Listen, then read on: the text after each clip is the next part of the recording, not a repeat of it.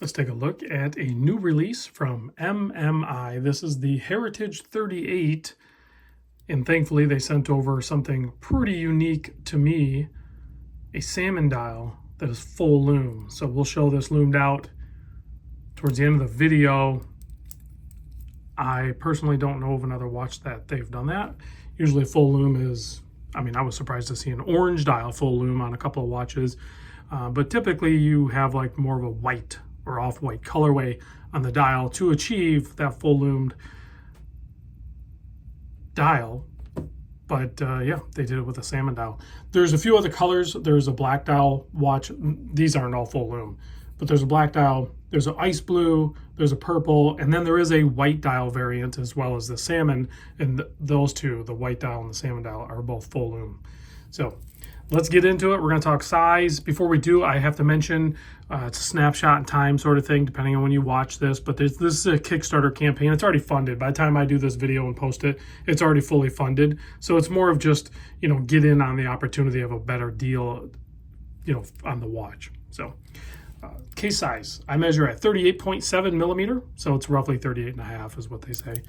I would measure the lug to lug at just under 45 millimeter. The thickness, with that slightly boxed and double dome sapphire crystal, is 10.8 millimeter thick. You have 20 millimeter lug opening, and the bracelet with a kind of a bead style in the center and then brushed outer flanks tapers down to 18 millimeter.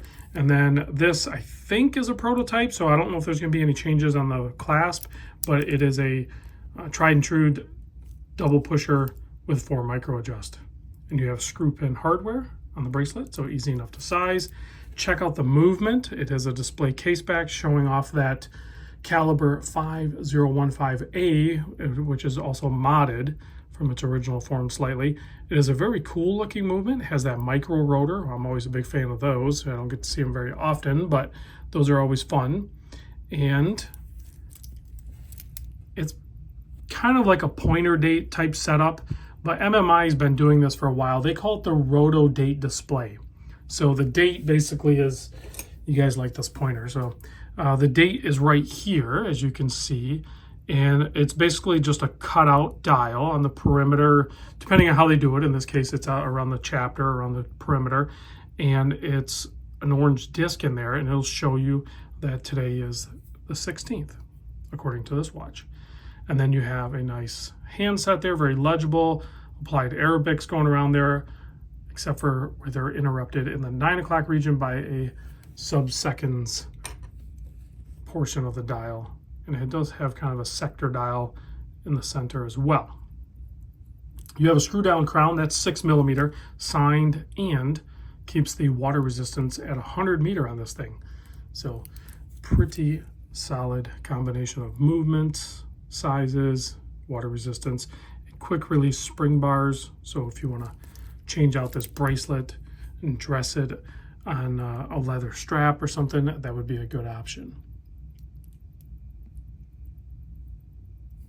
I did notice when I was adjusting the time on it that this movement does not hack the seconds. So if that matters to you, now you know. The movement is 42-hour power reserve, and I believe has 30, I can't read my own writing, 38 joules or something. I'll put a link to the Kickstarter down below. There's very solid information there. It's well written, and there's already a ton of other videos from other channels on this watch. MMI just kind of did it on a tour, different colors and stuff like that with different channels, and now it's my turn. So here it is on my 7 1/4 inch wrist. Now, for the magic show, let's give it a quick blast with the UV light. Let's turn off the studio lights. I don't know how they get these colors to glow like this. It always blows my mind. I probably did not need to blast it like that. It's almost too much. But I mean, it's nuts. It's bonkers. It glows great. The intensity, with the naked eye, the intensity's settling down. So I don't know the longevity of it, but I suspect it would stay loomed pretty long, because usually I can tell if a watch drops, fades like really quick. It's pretty obvious right away. Whereas this one, like, it's fine for it to settle down a little bit, and then it'll kind of like hold that line for quite a while. So I don't typically do time lapse on Lume, but oh, it's a loomed crown too. But I get the vibe here that it'll be a long-lasting Lume. Thanks for watching, guys. Big thanks to MMI for sending this over. I'll see you guys on the next vid.